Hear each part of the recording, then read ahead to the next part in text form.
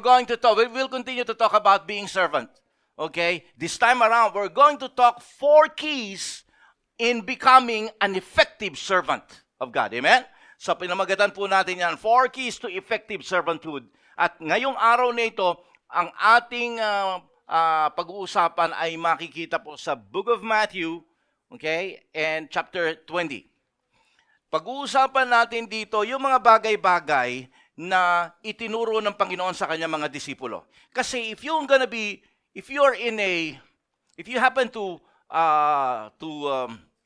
study in a seminary, meron po mga tinatawag dyan ng mga book studies. At kapag may mga book studies, lahat ng mga book sa Biblia, pag-uusapan nyo yan. Ano yung mga background yan? Bakit sinulat yan? Kailan sinulat yan? Sino sumulat yan? Ano ang problema? Bakit niya sinulat yan?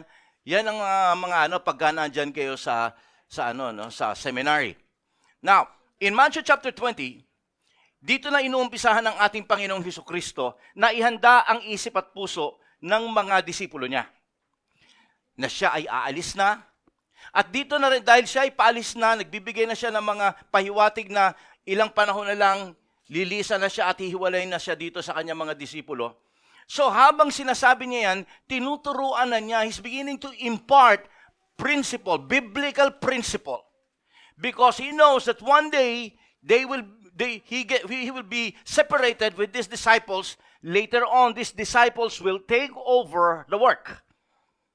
So, he's now beginning to relay many, many important things. And so, from Matthew chapter 20, dito natin makikita that Jesus is now beginning to condition the mind of the disciples. Maganda na kayo. Aalis na ako. Malapit na. Maganda na kayo. Kaya kinakailangan kayo ay natututo na mula ngayon sa akin. Matthew chapter 20. Kaya nga po in Matthew chapter 20, the first 15 verses ng Matthew chapter 20, nagturo si Jesus Christ ng parable. This is a parable about the owner of the vineyard and yung kanyang mga servants, yung kanyang mga yung mga workers, mga laborers niya. Meron siyang napakalaking vineyard. Ang sabi niya roon, sabi doon sa parable ng ating Panginoong Jesucristo, nung umaga, pumili siya ng mga laborers. Ang sabi niya, babayaran kita ng ganito. Let's say, for example, babayaran kita ng 500 euro. Okay? Magtrabaho ka lang sa aking vineyard. Pagdating ng tanghali, may nakita naman siya mga tao, bibigyan kitang 500 euro. Hanggang alas 5 lang yan, from 9 to 5 ang trabaho. Pagdating ng alas 3 ng hapon, may nakita na naman siya. Nakita niya nandito si Gaudencio. Gaudencio, alas 3 hanggang alas 5. Okay? Bibigyan kita ng 500 euro hanggang alas 5. Okay? So, nakita ko nung alas 12 si Brother Mon. So, tawag dito, pare-pareho silang binayaran ng may-ari 500 euro. Morning, yung 9 o'clock, yung 12 o'clock, at saka 3 o'clock. Abay, nagreklamo yung dalawa. Yung dalawa. Nagreklamo yung kinuha niyang 9 o'clock, at saka yung alas 12. Sabi niya, ba't ganun? Ba't pare-pareho kami ng Unfair naman yan. Sabi nung may-ari, tika muna, hindi unfair yan. Di ba ang usapan natin, 5 lapad ka? O 500 euro ka? Yes. Binigay ko naman yung 500 euro. Nasaan ang unfairness doon? Ngayon, karapatan ko kung kailan at kung sino ang bibigyan ko ng ganong presyo. Karapatan ko yun. Bakit? Sapagkat ako ang may-ari at tinupad ko ang ating usapan. Marami sa laborer ganyan no? Parang, bakit siya ganito? Bakit siya ako ganito? Tagal-tagal ko na naglilingkod, Lord. Bakit hanggang ngayon nandito pa rin? Nasaan ang mga blessing? Bakit ganito? Mas mabuti pa yung nagpaglilingkod niya. Ito lang siya. Kung kailan lang siya, ba't marami siyang blessing kaysa compare sa akin? Di ba? Marami tayong ganon. So, during the time, Jesus Christ is now beginning to teach His disciples many things about servanthood. So, ngayong araw na ito, titingnan po natin, okay, sabi nga po ni Jesus Christ doon sa verse 16, sabi niya, so the last will be first, and the first will be last. May mga bagay na ang mga huli ay mauuna, at ang mga mauuna ay mahuhuli. Now, another things to learn by his disciples. Hindi porke ikaw ay nauna, ikaw na ang may karapatan. Okay? May mga mahuhuli na mauuna. Okay? At yung mga nauna, maaaring mahuli. Now, pagkatapos po nun, after that several conversation, ang mga disipulo po ng ating Panginoong Jesucristo, kasama ni Jesus Christ, ay nagkakaroon na ng pag-iisip. Teka, alis na si Jesus Christ, medyo nagpapaalam na. At tinuturuan na kami. Ngayon, ang nasa kanila ay hindi matuto. Ang para sa kanila, kinakailangang makapwesto. Okay? They began to think, to plan on jacking the right position para sa kanilang kinabukasan. Dahil bakit? Lahat sila ay may ambisyon. So marami sa kanila hindi nandoon lang para basta lang sumunod kay Jesus Christ. Nandoon sila para magawa nila yung mga pangarap nila sa buhay sa pamamagitan ng ating Panginoong Jesucristo. Let's now begin our text for this afternoon. Pinamagatan natin the 4 keys of effective servanthood. Let's start from verse 20 to verse 28. Mga 9 verses lang po ito. Sabi ng salita ng Diyos. Then the mother of Zebedee's son came to Jesus with her sons and kneeling down asked for a favor of him. What is it you want? He asked. She said, grant one of these 2 sons of mine may sit at your right and the other at your left in your kingdom. You don't know what you're asking, Jesus said to them. Can you drink the cup I'm going to drink? We can, they answered. Jesus said to them, will you indeed drink? You will indeed drink of my cup, but to sit in my right or left is not for me to grant. These places belong to those whom they have been prepared by my Father. Verse 24. When the 10 heard about this, they were indignant with the 2 brothers. Jesus called them together and said, you know that the rulers of the Gentiles lord it over them, and the high officials exercise authority over them. Not so with you. Instead, whoever wants to become great among you must be servant, and whoever wants to be first, ayan po yan, inulit na naman niya, whoever wants to be first must be your slave. Okay? Medyo diniin na naman ni Jesus Christ yung sinabi niya kanina sa verse 16. Now, we are now in verse 28. Sabi niya rito, just as the Son of Man did not come to be served, but to serve and to give His life as a ransom for many. Now, makita po natin dito mga kapatid ko, the disciples, since they've heard and they realize that Jesus Christ is about to leave them in sooner or later, okay, they started to think of ways how can they jock for position, for the best position there. Dahil alam nila, 12 sila who will be fighting for that position. Amen? So, anong ginawa nung dalawang magkapatid? Siyempre, 2 is better than 1. Eh, ito, isa-isa lang to, solo-solo. Ito, mag-utol. They came up with a plan. Habang sila ay pauwi, pabalik doon sa kanilang pinagkukutahan, hindi, sa headquarters lang nila. Alright?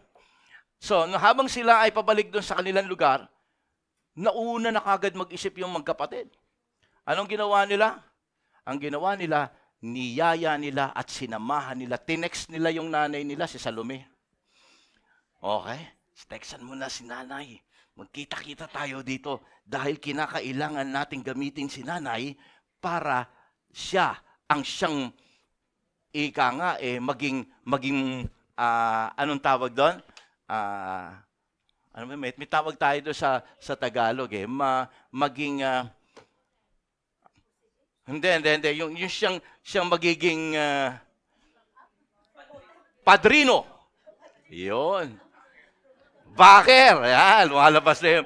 Yung sino yung magiging, gumanap sila ng backer, umanap sila ng padrino. So unang bagay na makikita natin dito, okay, sa 4 keys, if you really want to become an effective servant, you need to understand, to check your intention.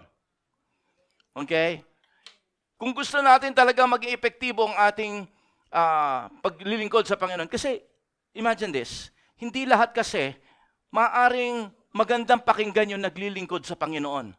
Pero kung ang lahat, hindi nyo napansin, lahat naman naglilingkod sa Panginoon, pero hindi nyo napansin, lahat sila minsan madalas nag-aaway-away. Maganda ang kanilang ginagawa, naglilingkod sa Panginoon. Pero nagsisiraan, nag-aaway, nagsasamaan ng loob. So hindi po ibig sabihin, hindi po magandang rason na tayo po ay naglilingkod sa Panginoon, ibig sabihin perpekto na tayo. So importante rito mga kapatid na maunawaan natin na paano ba tayo magiging epektibo sapagkat ang paglilingkod ay hindi lamang titulo, ang paglilingkod ay hindi lamang bagay na sinasabi natin o ginagawa natin. Kinakailangan kasama ng ating paglilingkod ay yung bagay na talagang kaaya-aya at katanggap-tanggap sa ating Panginoong Diyos. Hindi lahat na naglilingkod kasi sa Kanya katanggap-tanggap sa mata niya. Tama po ba? Mayroong iba na naglilingkod, subalit ang kanilang pinaglilingkuran, yung kanilang sarili. We think that we are in the ministry, but the real thing is we're using ministry to what? To sort of feed our ambition. It's really about our personal desire and not the desire of our Lord Jesus Christ. That's the reason why if you really want to become an effective, as far as God is concerned, an effective servant of God, check your intention. Now dito sa istoryang ito, nasan yung intention? Nasan yung wrong intention dito? Balikan natin yung istorya, 20 and 21. Then the mother of the Zebedee's son. Kilala natin kung sino yung Zebedee's son, anak ni Zebedee, si James at saka si John. Okay? Kneeling down, ask a favor of him. Sino yung mother nito? In the book of Mark, binanggit yung pangalan nito magkapatid na ito, si Salome. Now, si Salome po mga kapatid ko, if you're gonna be studying deeper, Salome is a distant relative of the mother of Jesus, Mary. So, relative po, o sabihin natin distant aunt ni Jesus Christ, si Salome. So obviously, may advantage na kagad si James at saka si John. Dahil hindi lamang nanay nila ito, kung hindi ito ay kadugo ng kanyang nanay, kananay na ating Panginoong Jesucristo. So medyo malakas ang loob nito si Nanay Salome na lumapit kay Jesus Christ. Then, kung makikita po natin, hindi malayo sa isang ina ang sumuporta sa pangarap ng kanyang anak. Hello? Usually, kapag ikaw ay talagang mabuting ina, okay, wala nang ibang pinakamaganda at pinakamabuti at pinakamabait na bata kundi anak mo. Pinakagwapo pa nga yung anak mo Walang tatalo dyan. Now, tingnan po natin, mas matindi si Salome kung sasabihin nyo na kayo ay talagang matindi, tagahanga kayo ng inyong anak. Sapagkat the mere name, Salome, ang ibig po sabihin ng Salome is clothing, clothes, damit. Anong ginagawa ng damit? Ang ginagawa ng damit is to protect, to bring warmth to the body. Tama? Now, Salome, being a mother, he brings warmth, protection to her children. And that's why, maintindihan po natin, kaya kayo mga bibigay mga nag-aanak, pagka naghahanap kayo ng pangalan, mag-ingat kayo. Because usually sa Biblia, ang pangalan ay may relasyon sa magiging buhay ng isang tao. Now, balikan natin Salome.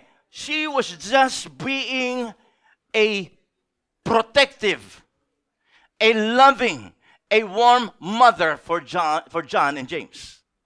Amen? Now, ang sabi niya rito, Jesus, anong ginawa niya? Suddenly, makita natin, she knelt down. Sorry.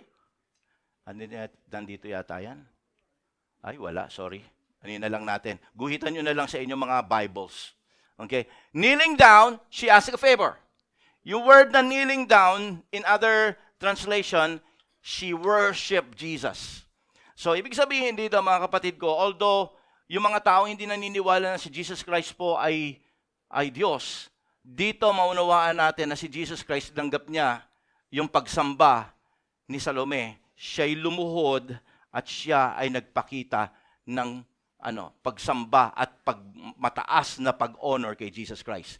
Now, sa mata ng isang Hudyo, bawal kang lumuhod sa kahit na sinong tao o kahit sa anumang imahe. Okay?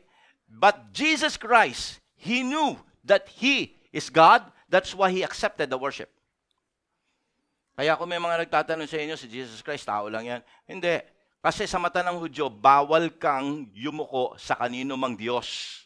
Naalala niyo si Shadrach, Meshach at Abednego, nasa Babylonia sila, nagtayo si King Nebuchadnezzar ng napakalaking rebulto. At ang sabi niya, kapag hindi kayo lumuhod dyan, kayo ay papatayin. They'd rather be killed than to bow down. Kasi kautusan yan eh. Okay? Thou shalt not have no other God before me. Do not kneel or bow down before you. Kasama sa Ten Commandments eh. Ganon sila sa ang mga Israelita, ganon sila katindi. But here we are. Nakita natin si Salome, she knelt down, she worshiped Jesus, and Jesus Christ accepted the worship. That is a solid proof that Jesus Christ is God. Okay? He loved being worshipped.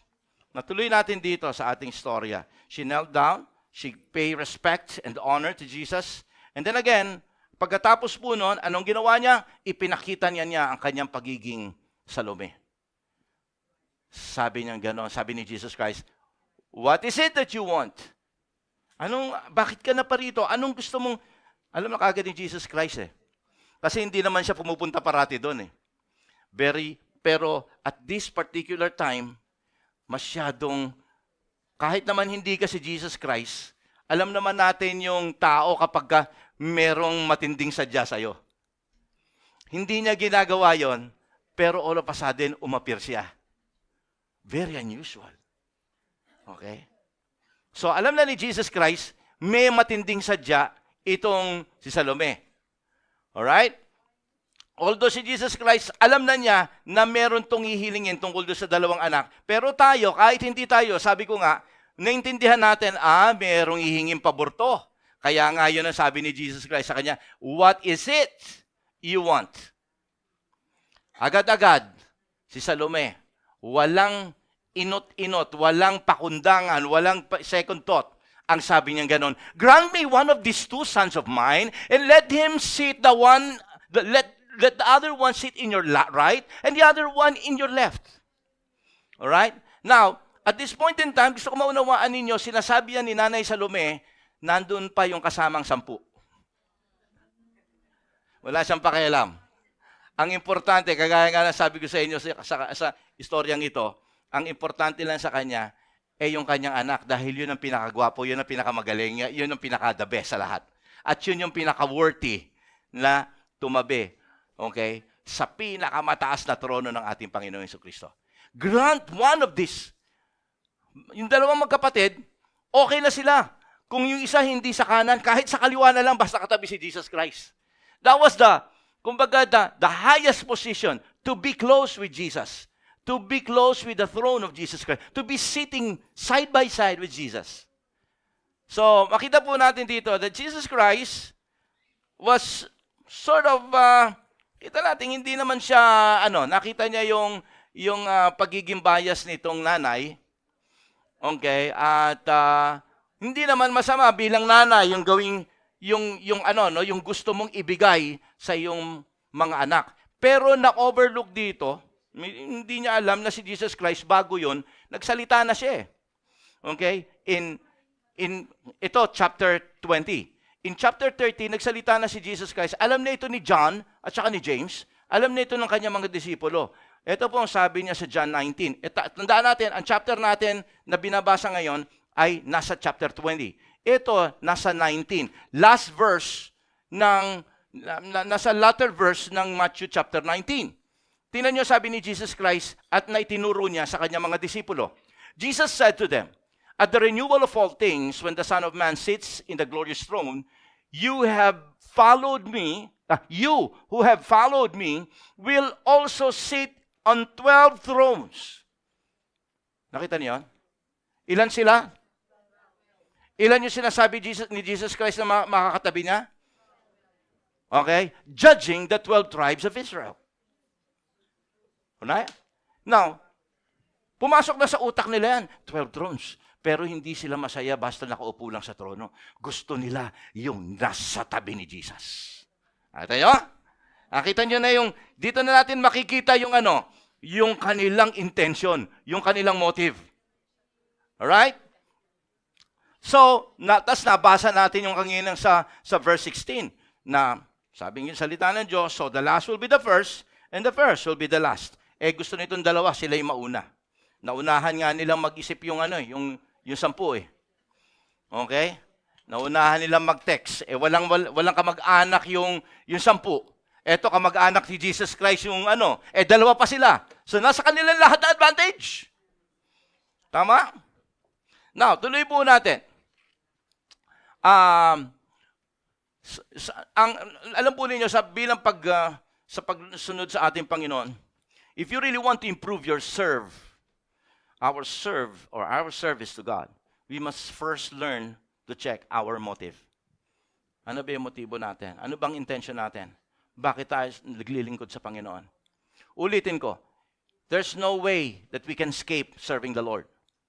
If you accepted Jesus Christ as your Savior, He must and He should be your Lord. That is, to serve Him.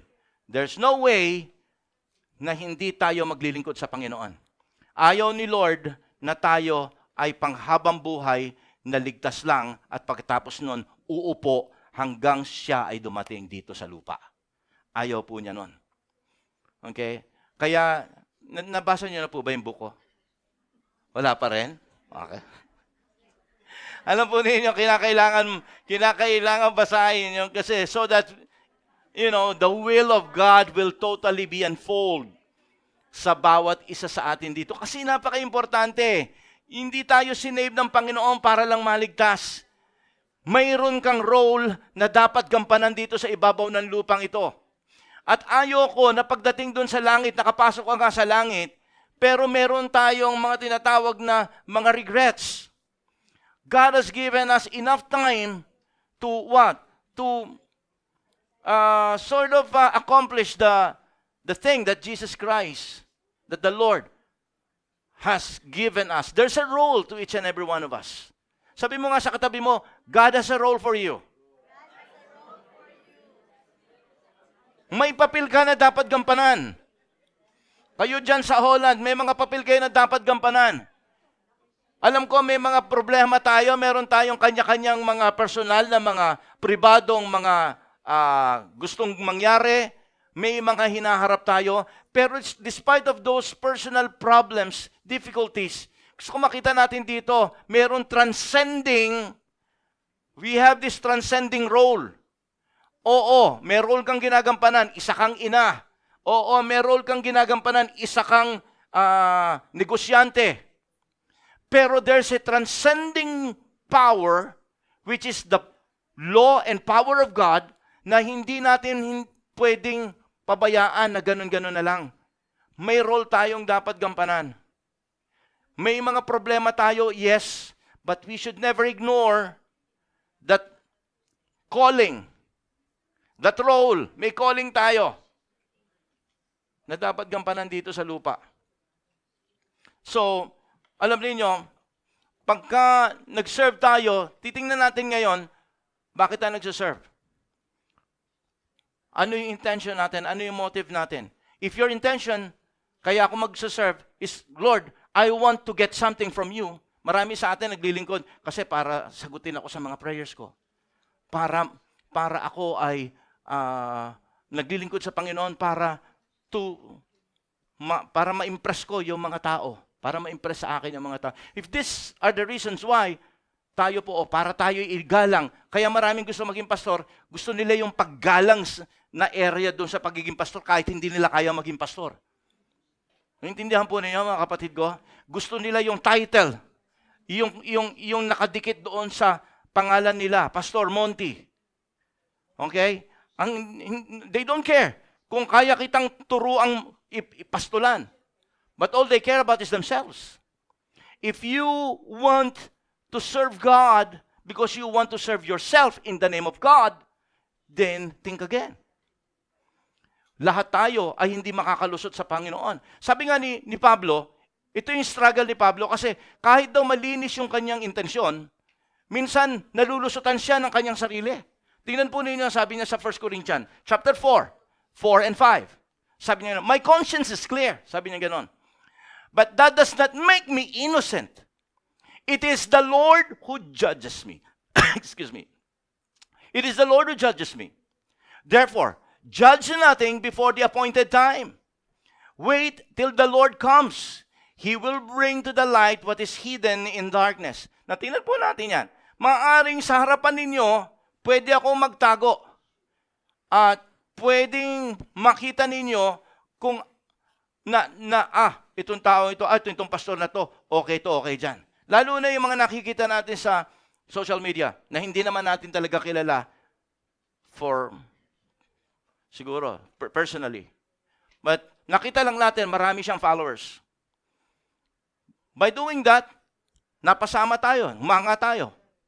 Pero sabi ni Paul dito, minsan, okay, nadadaya tayo ng ating konsensya. Kinakailangan nating maunawaan, kasi habang sa paglilingkod natin sa Panginoon, nababago yung ating intensyon.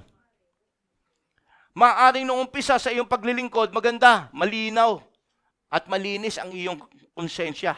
Okay, my conscience is clear, sabi niya ganon. But of course, sabi niya ganon, when I come face to face with my master. Therefore, judge nothing before the appointed time. Wait till the Lord comes. He will bring to light what is hidden in darkness and will expose the motives of men's heart. At that time, each will receive the praise of God. If the Lord will see you serving Him with a clear conscience, ang sabi ni Pablo rito, then you will receive praise from God. But if you aim the praises of men instead of the praises coming from God, ano sabi niya sa Matthew chapter 6? If anyone receives the praises of man, you will never be praised when you come to heaven. You will never receive commendation from God. Ang gusto kong intindihin natin to, mga kapatid ko, si Pablo na itong nagsasalita. That's why, importante na sa paglilingkod sa Panginoon, you really have to check your intention every now and then. Naalala nyo last week, naalala nyo na isa sa mga importanteng bagay na karakteristik ng isang maglilingkod sa Panginoon, yung tinatawag nating loyalty. Naalala nyo yun? Kasi, sa totoo lang, sa paglilingkod sa Panginoon, kaya tayong dayain ni Satanas. Kaya rin tayong dayain ng mundong ito. Bakit? Sapagkat meron pa rin tayong mga wants dito sa buhay natin. At kapag yung wants na yon ay na-ignite, okay, pwedeng mawala yung ating talagang true intention to serve Him. Pinapaalalahanan tayo dito ni Pablo. So, if you want to, the first key, if you want to be effective in serving God, check your intention. Okay? Tama ba tayo dyan? And then, so, nakita natin dito si Jesus Christ, tinanong niya si Salome, what is it that you want? Ano ibig sabihin dito ni Jesus Christ kay Mama Salome? It was like saying, why are you doing this? Why are you doing this? Who are you serving? What do you want? Okay? What do you want in your life? Is it to serve me? To bring glory to God? Or to make your children successful? To make your children more popular and elevated? Sigit dito sa kanyang mga kasama. What is it that you want? Sa paglilingkod natin, why are you doing this? Why are you doing this? Bakit? If our desire is para lahat ng prayer ko masagot ni Lord, then check again. Mag-reflect tayo sa ating mga sarili. So, intention or motivation, the motive is very important in serving God. The second thing dito sa istoryang ito na nakita ko na itinuro ng Panginoon sa kanyang mga disipulo ay yung difficulty. If you want to serve God effectively, you must condition your mind, you must expect difficulties to happen in your life. Kaagapay ng paglilingkod sa Panginoon ay ang paghihirap. Hello? Sapagkat kung ikaw ay naglilingkod na hindi ka na dumaranas ng paghihirap, abay, kinakailangan mo magtanong sa sarili mo, tanungin mo yung sarili mo, bakit wala yatang struggle? Bakit wala yatang pakikibaka? Okay? Ibig sabihin, hindi ka kinakalampag ni Satanas. At kung hindi ka kinakalampag ni Satanas, ibig sabihin, hindi ka threat kay Satanas. Ang gusto ni Satanas, sige, diretso mo lang yan, okay yung ginagawa mo, you're not a threat. Okay? Actually, nakakatulong ka pa sa akin. Hindi ka niya kakalampagin. Alright? Now, tuloy natin ang ating mga, dahil nandun na tayo, nabasa natin verse 20, verse 21. Basahin natin yung verse 22. Sagot ni Jesus Christ, kay Mami Salome, tawagin na natin siyang Mami Salome, dahil nalaman na natin, sabi niya, what is it that you want? Sabi ni Mami Salome, walang agam-agam, sinabi niya, yung dalawang kong anak, gusto kong umupo sa 12 trono na uupo kasama mo. Ang gusto kong upuan ng aking anak, yung isa ay nasa kaliwa mo, yung isa nasa kanan mo. Galing talaga, no? Alright? Yung 5, bahala na sila kung saan mo siya ilalagay. Basta yung anak ko, nandiyan sa 2 tabi mo. Now, sumagot si Jesus Christ, ang sabi niya, you don't know what you're asking.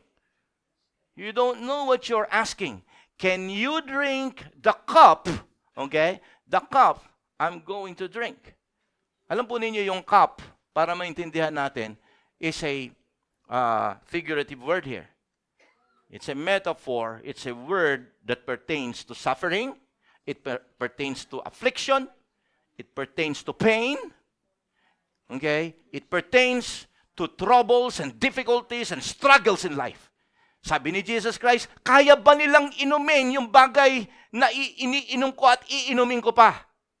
So, pagka sinabing cup, ginamit ito ng ating Panginoon Kristo several times in the gospel.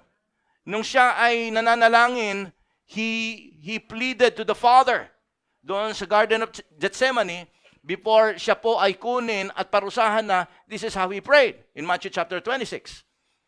Sabi niya, my Father, if it is possible, may this cup be taken from me. Talking about the affliction, the pain that he was suffering, experiencing during that very time when he was praying to the Father. Sa sobrang kanyang, nakikita na niya yung mga nakakatakot, nakakayanig na hindi niya inaasang mangyayari sa kanya dahil siyang Diyos, hindi pa niya naranasan yun sa talambuhay niya dahil sa lahat ng bagay, kumpas lang niya, nasusunod lahat. But this time around, it's very unimaginable as far as Jesus Christ was concerned. He was really agonizing at that time. To the point na yung kanyang pawis nagputukan ang kanyang mga ugat sa kanyang ulo hanggang siya po ay nagpawis at lumabas ang dugo sa kanyang pawis, sa kanyang balat. That was really, meron pong scientific explanation ng mga doctors dyan. Because of the extreme stress, extreme situation ng ating Panginoon si Kristo. That's why he prayed, kung maaari lang, you take this cup from me. Because it was very, very painful. He was really suffering emotionally, physically. So, when you talk of the cup, okay, kinakailangan maunawaan natin. Kaya sabi ngayon, balikan natin yung sinabi ni Jesus Christ doon sa dalawa. Sabi niya, can you drink the cup? So, nung sumagot siya, sabi niya kay Mama Salome, you don't know what you're asking. So, ang ginawa niya, hinarap niya yung dalawa. Sabi niya dun sa dalawa, "Can you drink the cup I'm going to drink?" Abay, malakas ang loob ng dalawa. Ang sabi ng dalawa, "We can!" "Yes, we can!" Yan ang sabi nila. Gusto ko malaman natin dito, natin Panginoon Jesucristo, no, na marami sa atin ganon, we actually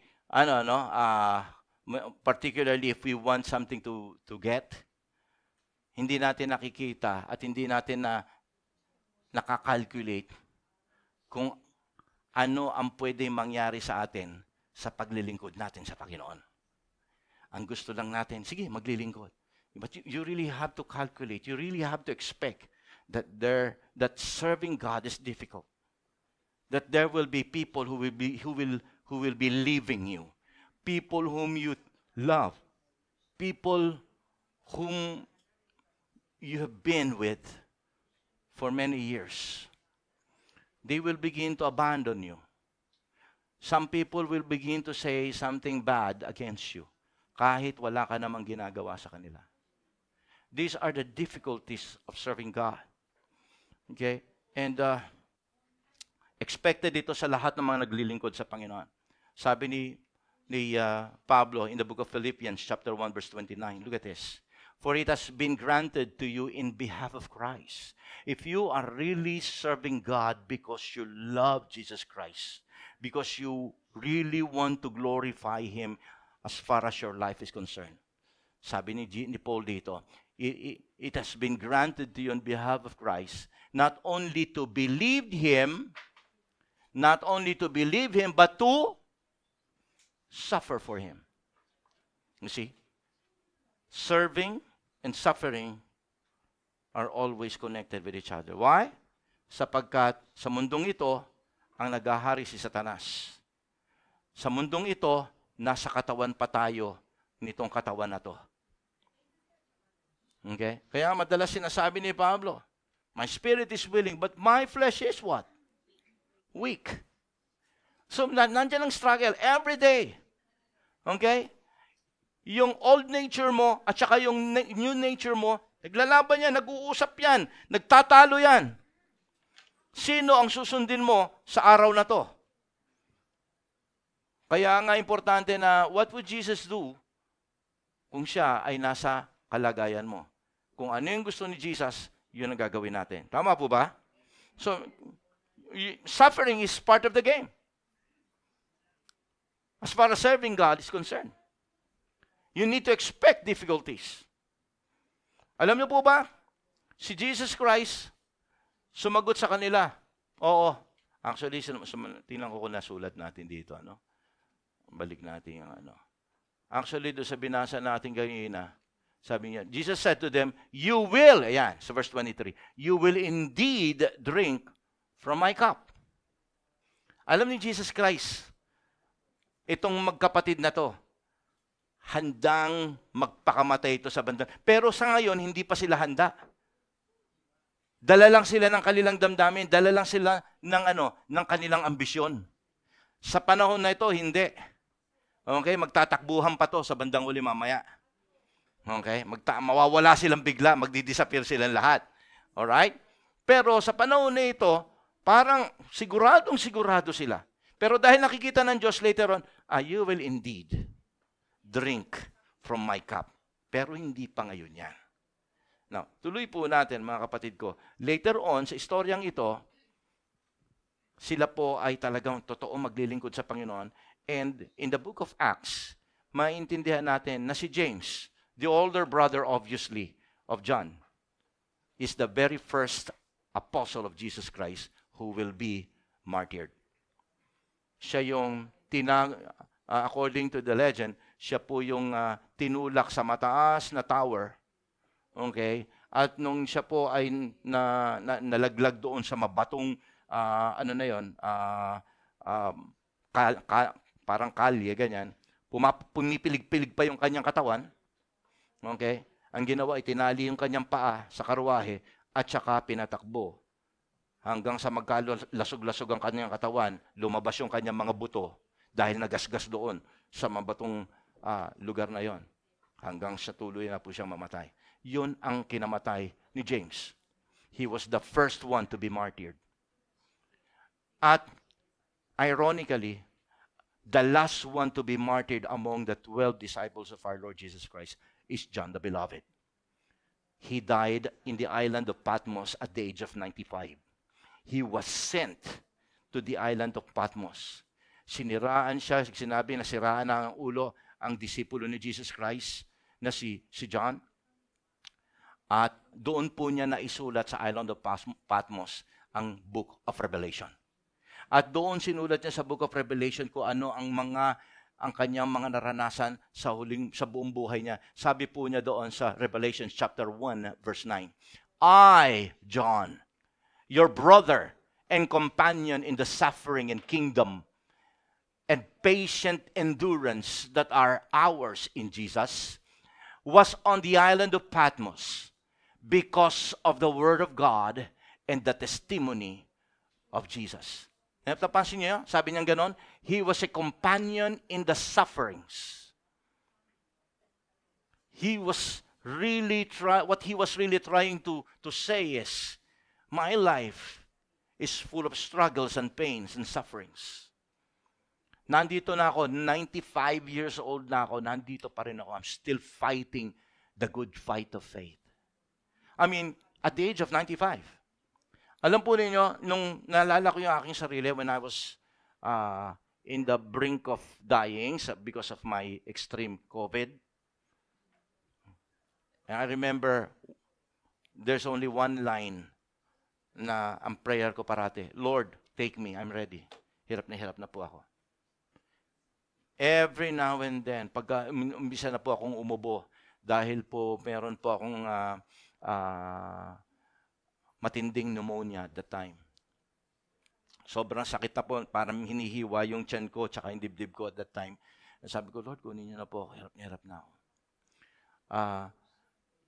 Pagka nasa matinding pain ka, mas gugustuhin mo pang mamatay. Baka ang akala natin si James, si John the Beloved, ay, buti siya yung pinakahuli, namatay siya sa katandaan. Napakahirap mamatay, mahirap na tumanda kang naghihirap. Napakahirap ng pinagdaanan ni John the Beloved. Okay? Kaya you can never imagine kung ano yung kanyang mga na-suffer sa buhay niya for 95 years. You can only, siguro, nabuhay siya sa mga nakaraan ng panahon ni Jesus Christ, pero yung mga kasama niya, kapatid niya, yung kuya niya si James, yung mga kasama niya na mga apostol, nasa mind niya yun kung paano niya nakasama yung mga masasayang moment, as well as yung mga yung iba nakita niyang namatay sa harapan niya. Yung panahon ni Jesus Christ, na nandun siya sa paanan ni Jesus Christ na nakapako dun sa krus, na siya yung nag-iisang apostol ng ating Panginoon kasama, again, nung nanay niya na si Salome, at saka ni Mother Mary. Andun po siya. Siya yung sinabihan, anak ang iyong ina ang iyong anak. John the Beloved. So maintindihan po ninyo, his life was full of pains. Hindi naman siguro maaaring spiritually, pero may konting spiritually. But most of all, psychological and emotional. Much more physical dahil 95 years old na siya. Matanda na siya, binato pa siya sa island of Patmos. So, gusto ko makita natin dito mga kapatid ko, by having said the experience of these two brothers, they were able to drink the cup of pain, suffering, affliction. Now, kaya cup ang tawag dyan, kaya ganun cup yan, kunyari ito isang cup, at ito ang laman ng tubig, ang laman ng cup na yan. Habang ikaw ay naglilingkod sa Panginoon, unti-unti para kang unti-unting humihigop habang ikaw ay nabubuhay ng mga bagay na paghihirap sa paglilingkod. Would you continue to drink that cup? On that cup, would you continue to drink that pain, that suffering? Kaya yan, tanong ni Jesus Christ sa kanila, would you be able to drink the cup that I'm drinking? Sa paglilingkod sa Panginoon, pwedeng sabihin mo na, ayoko na maglingkod. Mahirap, masakit, mapait. Ang hirap pala. Pwede tayong umayaw. I've seen so many people who were so, I may say, so faithful, so serious about serving God. In my 35 years sa ministry, lalo na dito sa Japan, siguro I can say that I am dahil 35 years na pinakamatanda, siguro ako na yung pinaka-original. Bagamat may mga nauna sa akin, wala na sila ngayon, ako yung pinaka-original na nag-exist, nag-minister dito sa Japan. Nakita ko na marami na ako nakitang tapat, mabuting tao, pero later on, umayaw at sinumpa ang gawain ng Panginoon. Nakakalungkot, isipin po yun, mga kapatid ko. Dito sa 12, sa panahon na ito, kasama pa nila, walang iba kundi si Judas Iscariote. Sa panahon na ito, hindi pa nag-uhuda si Judas. Okay? Pero gusto ko makita natin dito, okay? It's not really, to serve the Lord is not really easy. Satan will always once in a while lurk and try to convince you to have a second thought. Lalo na pagka dumaranas ka ng mga problemang pisikal, problema spiritual, at problemang pinansyal, problema sa relasyon, masisira tayo dyan. Okay? Tingnan po natin dito, mga kapatid. Si Judas, obviously, problemang pinansyal ang nangyari sa kanya. Meron palang presyo si Judas. 30 pirasong pilak, di ba? So, makita natin dito si John. Sabi niya gano'n, I lived for so long. Ulitin ko, siguro nasa 95 to 98 years old. Kulang-kulang 100 na buhay. At that time, mas sasabihin mo pa na ayokong tumanda ng masyadong matanda. Uugod-ugod ka na. Tapos ibinato ka pa sa isang island na alam po ninyo na hindi niya alam kung ano yon. So, mga kapatid ko sa Panginoon, gusto kong kung malaman ninyo na if you're serious about serving God, you have to get ready. Get ready because there is a cup waiting for you. All of us have a different cup. Okay? Iba-iba yung mga cup na inumin natin. Huwag kang mainggit sa cup ng katabi mo. Bakit yun sa kanya konti, bakit sa akin ang dami? Alright? Siguro kaya konti dahil maikli na lang ang buhay niya. Ngayon, kaya marami, mahaba pa buhay mo. Pick your poison. Ang sinasabi ko rito, mga kapatid ko, sa paglilingkod sa Panginoon, huwag tayo mainggit sa iba. Kasi meron kang ibang role eh. Huwag kang mainggit kung sila ay nandoon sa ganung paggamit ng Panginoon. Sapagkat either way, maliit o malaking papel ang gagampanan mo sa Panginoon, pareho lang ang reward na tatanggapin natin mula sa Kanya. Because it's not really about the work that you do. It's really about your faithfulness, your motive sa paglilingkod mo sa Kanya. Amen? Marami dyan, nagpipreach nga, pero hindi. Kaya nga sabi ni Pablo, nabasa ninyo ang sinabi ni Pablo, isa-shed lang ni Lord. Si Lord lang ang pwedeng mag-judge. Makakapagtago tayo sa tao, but not with our Master. So, pero gusto ko lang maintindihan ninyo. Gusto ko naman bumawi. Although sinasabi ko sa inyo, there will be infliction, there will be pain, there will be suffering in serving God. But let me say this to you. Serving the Lord is difficult, but it is worth it. It is worth it. Gusto ko malaman natin dito, mga kapatid ko. If there's somebody here listening to me in this preaching, you're planning to pull back. You're now in the brink of quitting. Let me tell you this. Think again. Because you don't know what awaits you. Let me encourage you with this verse. Kayong mga naglilingkod sa Panginoon.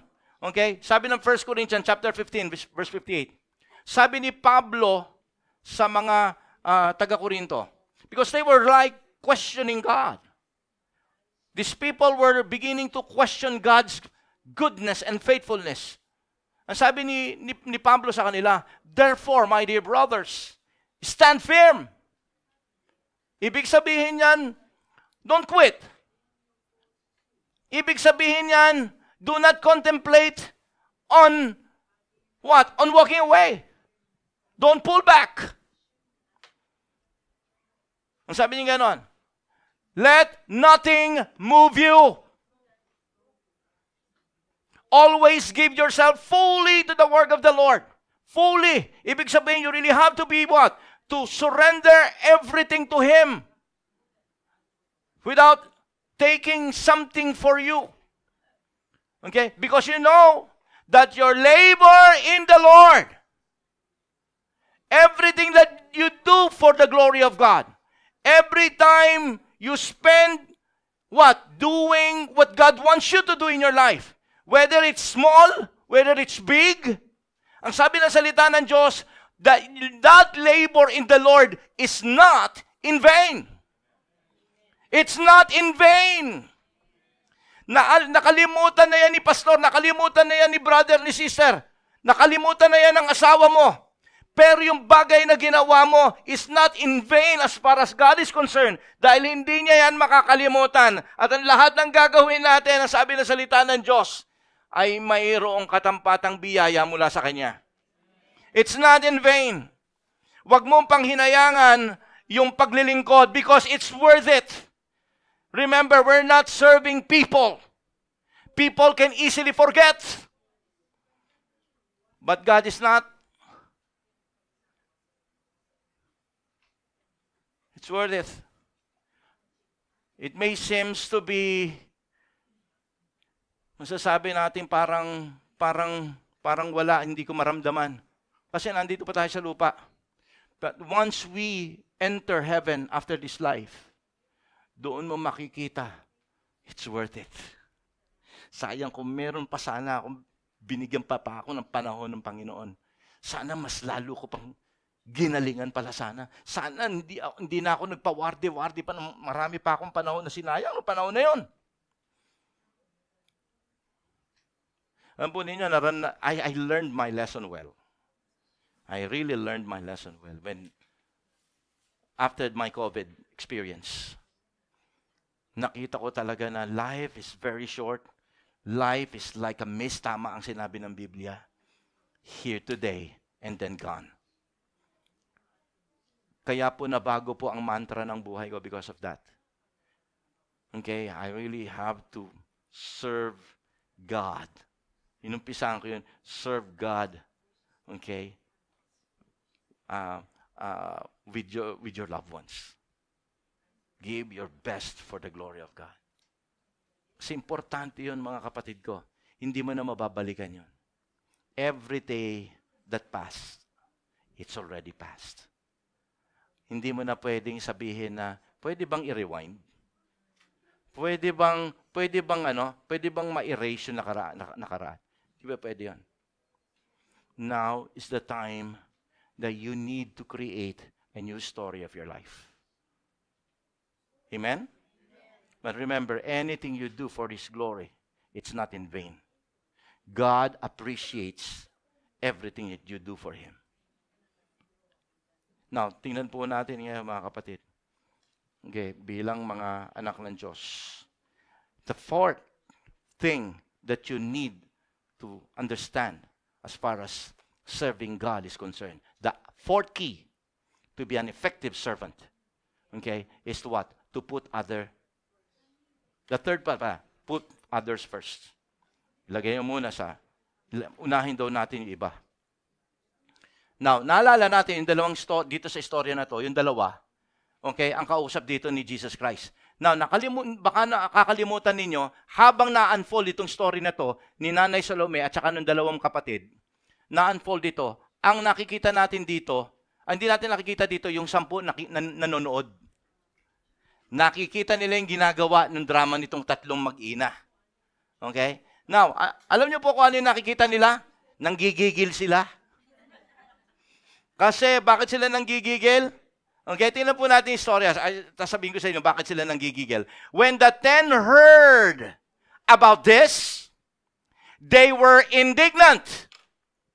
Bakit sila nanggigigil? Bakit sila naiinis? Pagka sinabing indignant, they were greatly inflicted by anger. Ayan po ibig sabihin ng indignant. They get mad. Why? Hindi sila nagagalit dahil makasarili yung dalawang ito. Kanan, kaliwa, inubusan sila ng ano? Inubusan sila ng pwestong maganda. Eh sila rin, gusto nila rin yung pwesto na yon. Okay? Hindi lang sila nagagalit dahil doon. Nagagalit sila kasi naunahan sila at naisahan sila nitong dalawang magkapatid. Naunahan silang gumawa, na magkongkak ng plano. At saka may advantage yung dalawa. Una sa lahat, sabi ko nga kanina, 2 heads are better than 1. Nakapag-isip sila pareho. Okay? At the same time, yung nanay nila kamag-anak si Jesus. Okay? Maraming advantage. Kaya nag-indignant sila. Nagalit sila ngayon. Alam po ninyo, minsan talagang gano'n eh. Madaling magalit pag nakikita natin yung sama ng iba. Pero sama natin, hindi natin nakikita eh. Okay? Sila rin naman may masamang intensyon eh. Masama din naman intensyon nila. Gusto rin nila doon sa kanan tsaka sa kaliwa eh. Naunahan lang talaga sila. Yun ang istorya doon. Kaya they were indignant. At may advantage yung dalawa. Hindi ibig sabihin nun masama lang yung dalawa. Hindi, pati yung 10. Kaya nagalit sila. At the same time, may makikita tayong lesson, na kapag sa isang grupo, may nagpakita ng selfishness, kasi lahat sila selfish, right? Purong iniisip nila yung sarili nila. Mailagay doon sa tamang pwesto. Mailagay sa pinakamagandang pwesto ang kanilang sarili. Yung kanilang ambisyon ay masunod. Yun eh, selfish yun eh. So, pagka sa isang grupo, kakaya ng grupo nila, okay naman sila eh. May pagkakaisa naman sila eh. When selfishness begins to arise, conflict begins. Tama? Kaya alam po ninyo, isang bagay na iiwasan, nga pala, congrats sa Zone 1 kagabi ha. Ganda ng pinakita nyo pagkakaisa. Okay? Pag-ingatan nyo yung pagkakaisa na yan. Never ever selfishness rise on that unity. Sapagkat yan ang sumisira ng magandang pagsasama when selfishness begins to arise. Kaya paano, what's the best way to counterattack selfishness within the group, within the community? Servanthood. Serve one another. If you learn to push yourself serving one another, sabi nga po kasabihan, he who serve one another will stay together. Okay? Why? Kasi, aalis pa ba ako dito? Ang babait ng mga kasama ko sa grupo ko. Aalis pa ba ako rito? Enjoy ako sa mga kasama ko. Enjoy akong pagsilbihan sila. Kasi enjoy din silang nagsisilbi sa akin. Ang sarap eh. Give and take. And genuine ang pagmamahala namin sa isa't isa. Yun po yung gusto kong maintindihan natin dito. Ito magkakaibigan na ito, 12, naging magkakaibigan na sila. Of course, with the leadership of our Lord Jesus Christ. Suddenly, when this selfishness arise, there goes the conflict. All of them became indignant. Anong ginawa ng ating Panginoon Jesucristo? Tingnan nyo, ito ang pinakamagandang pagka mayroong misunderstanding among the group. Kapag mayroong mga away-away sa grupo, anong dapat gawin? Gayahin natin yung ginawa ni Jesus Christ. Alam nyo anong ginawa niya? Ang ginawa niya rito, Jesus called them together. Hindi mag-iiwasan at hindi paghihiwalayin. Hindi magsasalita ng masakit.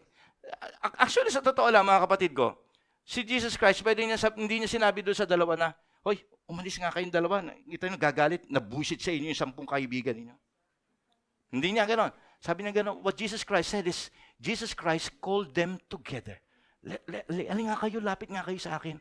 Let's form a close circle and then listen to what I'm going to say to you. Alam po niyo kung bakit? Kasi naiintindihan ni Jesus Christ that the default in the minds of His disciples were selfishness. Lahat sila selfish. They were not really desiring to serve Jesus. They are just really desiring to serve themselves in the name of Jesus. So, but Jesus Christ never, kumbaga, He never tried to say something bad words against them. He never tried to, kumbaga, rebuke them whatsoever. What He did is He gathered them closer to Him. Gathered close. Kaya alam niyo, pagka mayroong mga conflict, you come together. Talk it out. Learn what the Lord, what God is saying, what the Bible is saying about relationship. Itong ginawa ng ating Panginoon si Kristo. Come, hali kayo rito, hali nga kayo dito. Hindi kayo dapat magalit sa isa't isa. Hindi dapat ganyan. Huwag kayong mag-isip na meron akong kinakampihan. Tama, Romans 2:11, God shows no favoritism. So, gusto ko maunawaan po ninyo, sa Diyos walang kampi-kampi, lahat pantay-pantay. So, nilapit niyang ganon. At alam po ninyo, instead na pagalitan sila, Jesus now begins to give them a lesson how different things are in heaven compared to rules on earth. Sabi niyang ganon. Tingnan po ninyo, sabi niyang ganon. Pagka-gather niya.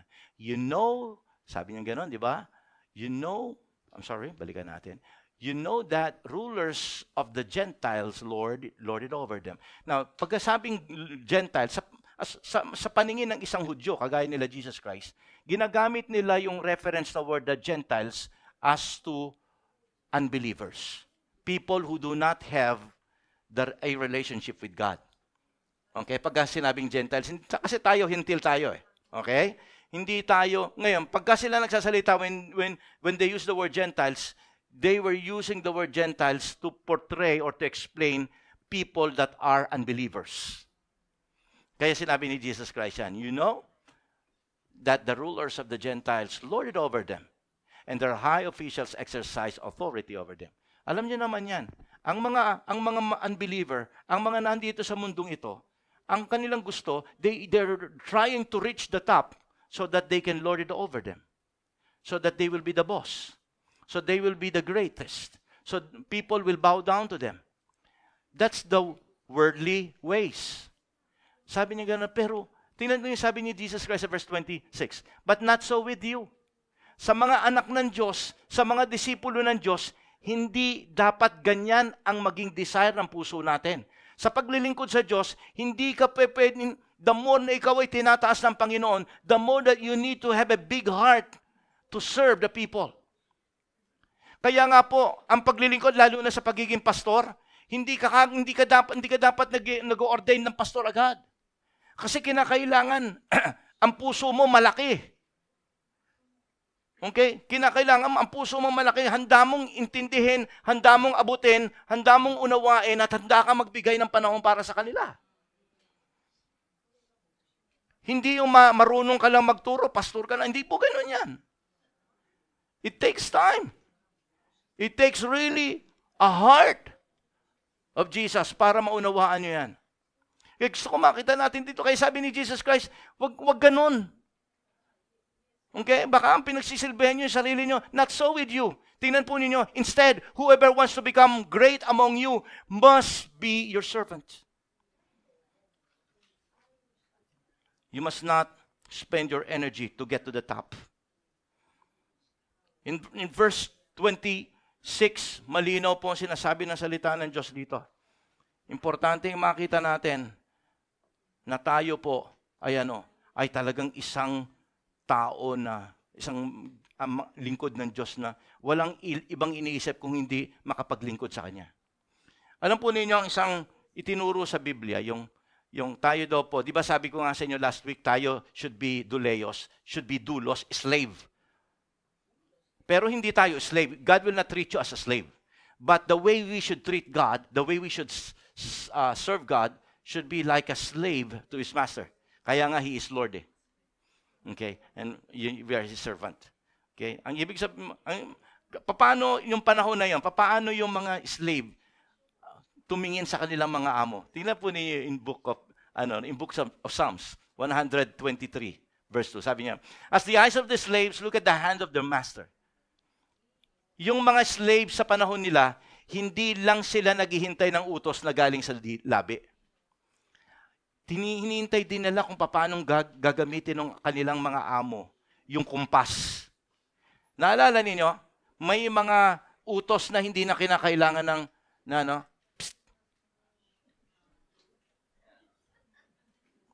yung mga slave, okay, minsan, ako, 2 palakpak. Ibig sabihin nun, papaypayan ko na yung amo ko.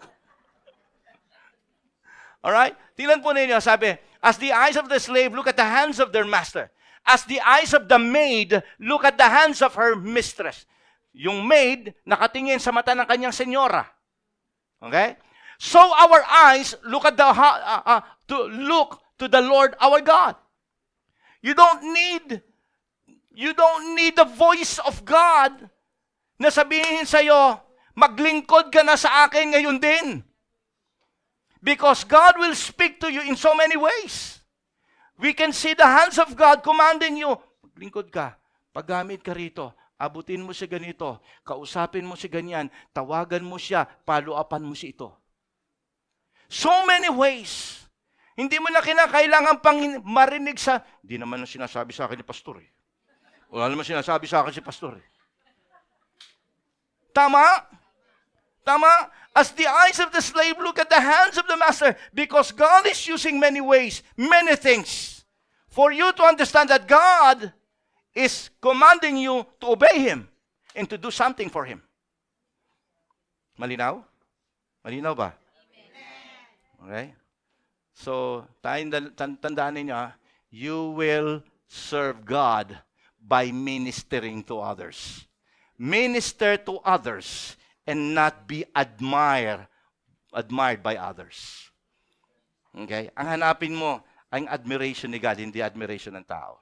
Okay? And the fourth one, okay? Follow the example of Jesus. Alam na natin yan. Nasabi ko na yan last week. Si Jesus Christ, He came here.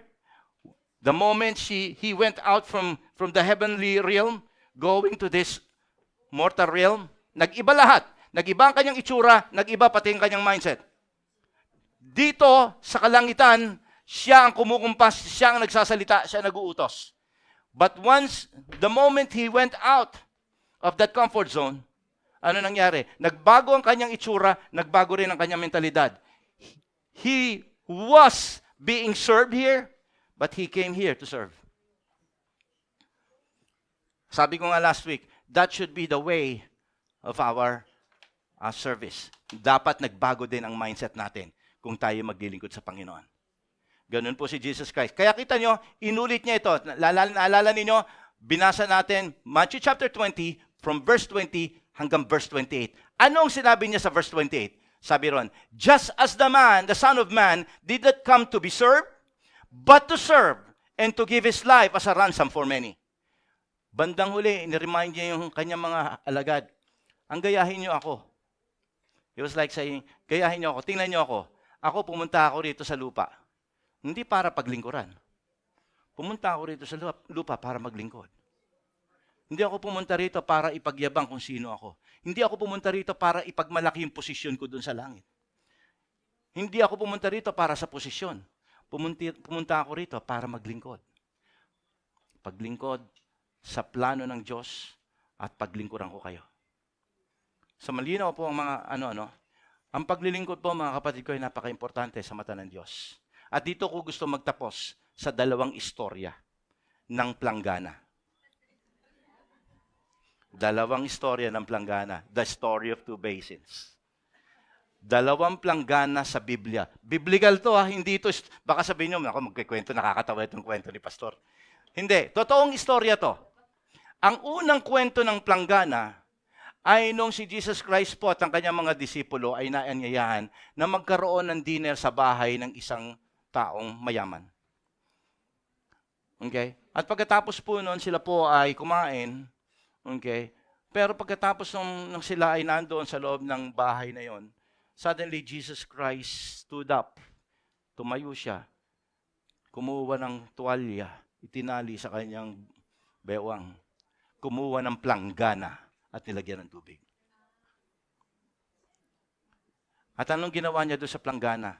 He started to get closer to one of his disciples. Sino yun? It's Peter. Ano naging reaction ni Peter? Oh Lord, ang maghugasan mo yung paa! Tandaan po natin, alam nila kung ano ibig sabihin nun. Because ito po ay tradisyon o kultura ng mga Hudyo sa panahon nila Jesus Christ. Sapagkat nung panahon nila, hindi po uso ang taxi, walang Uber, walang kahit na ano.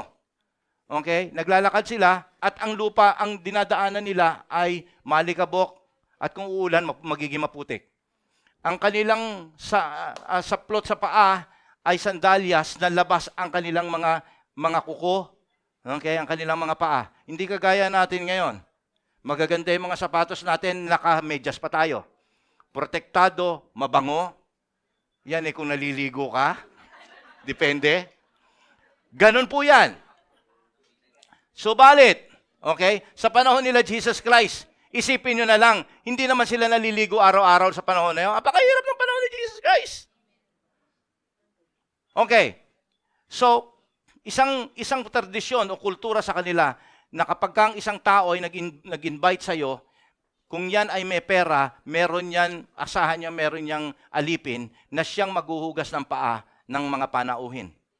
Lalong-lalo na uunahin niya yung special, yung guest of honor. Sa panahon nito, si Jesus Christ ang guest of honor. Kaya nung si Jesus Christ ang gumawa ng paghuhugas ng paa na yon, hindi maatim. Even Peter, kung babasahin po ninyo, he was very upset. Tingnan po ninyo ang sabi ni rito. He got up from the meal, took off his outer clothing, and wrapped a towel around his waist. After that, he poured water into a basin and began to wash the disciples' feet, drying them with the towel that was wrapped around him.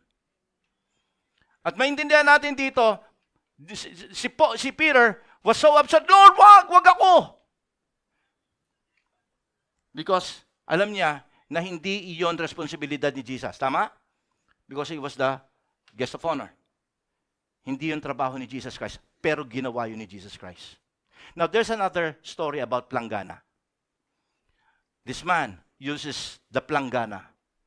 Kung si Jesus Christ ginamit niya yung planggana para angkinin ang isang responsibilidad na hindi naman para sa kanya.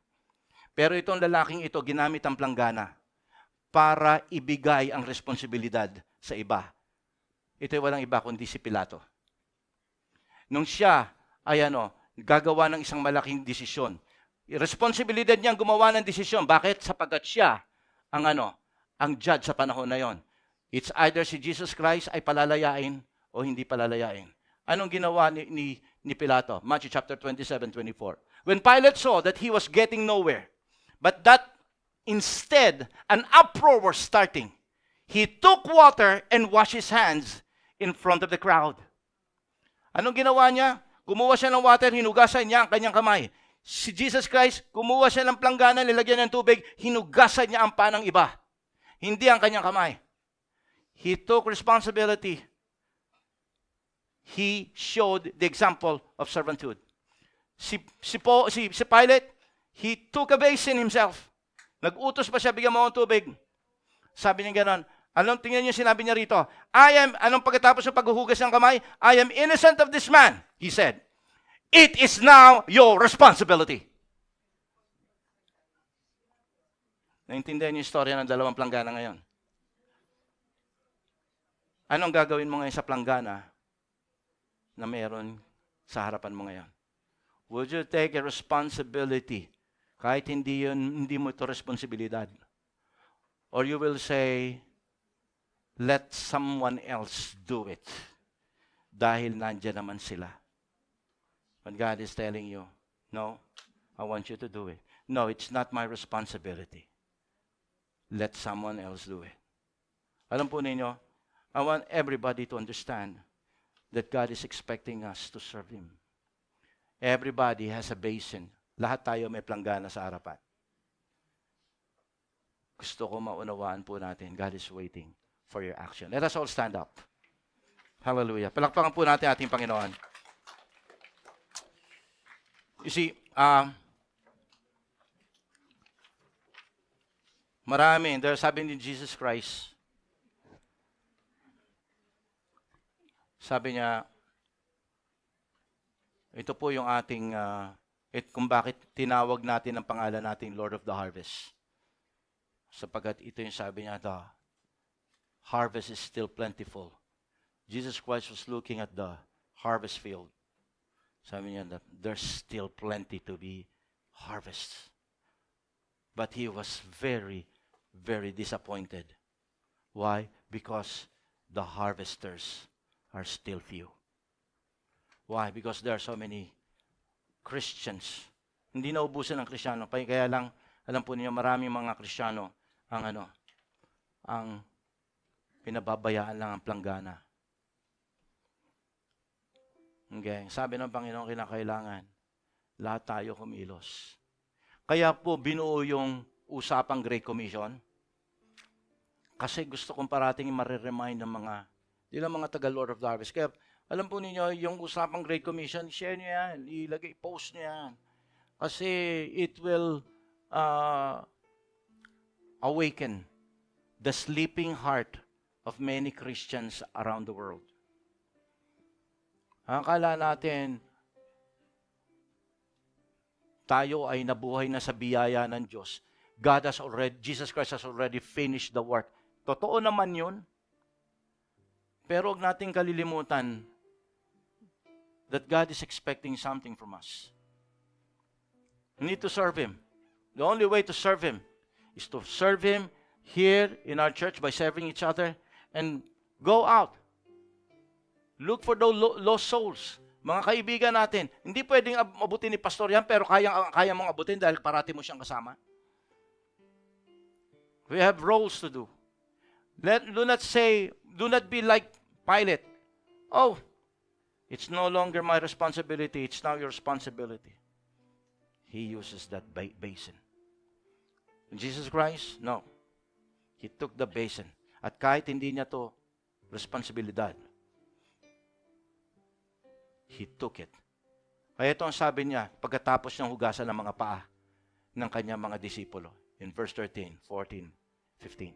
Now that I, your Lord and teacher, have washed your feet, you also should wash one another's feet. I have set you an example that you should do as I have done for you. Let us all lift our hands together now. Ulitin ko, alam po ninyo, maraming bagay ang pwedeng gawin ng Panginoon sa buhay mo. And sabi ko nga po sa inyo, hindi nyo kinakailangan ang tinig ng Diyos o utos galing kay pastor, ano pa man. You know what God is doing and you know what God wants you to do. You know it. Nakikita mo ang mga kumpas ng Panginoon sa paligid. Do it. Ulitin ko, nakikita ng Panginoon, how will you respond for it? Will you be like Pilate, saying, God, it's not my responsibility. Let someone decide for it. Do it. Not me. I'm not ready yet. Or, you will be like Jesus, following His example. As you lift your hands, continue to speak with God and let me pray for you. Panginoon, sa oras na ito, Lord, tulungan mo po ang bawat isa sa amin. Tunay, Panginoon, iba sa amin dito, we are almost, Lord God, giving up. Dalangin ko, Panginoon, na huwag mamatay ang apoy. Dalangin ko, Panginoon, na huwag mong hayaan ang bawat isa sa amin ay, Lord God, give up sa paglilingkod, sapagkat alam namin, higit ang naghihintay sa buhay namin pagkatapos nito. Many times, ang lahat ng biyaya at pagpapala ay wala naman dito. Kung hindi sa bagay na naghihintay sa amin pagkatapos dito. Hayaan mo, Panginoon, sa oras na ito, ang bawat isa na nakataas ng kamay. Lord, punuin mo ng kalakasan sa oras na ito. Lord, help us to be stronger in facing some different trials and struggles in life. Lord, we expect difficulties to happen. And thank you for reminding us, God. Hallelujah. That even though there will be pains, troubles, struggles in this life, but it's worth it. Because we know, God, that we are serving a great, big God. Lord, hayaan mo, i-anoint mo ang bawat isa. Hayaan mo muli magkaroon ng joy, strength, ang paglilingkod namin ito, Panginoon. Huwag kaming maubusan, kundi patuloy kang dumaloy, Panginoon. Maybe some of us are disappointed sa aming paglilingkod. Pero Lord, huwag kaming tumingin. Maaring hindi fruitful ngayon ang ginagawa namin. But Lord, as we continue, Lord, we know along the way, we will overcome by the power of your strength, Lord. Salamat po. Giving you all the highest praises in Jesus' name. Amen. Amen. Palakpakan po natin ating Panginoon.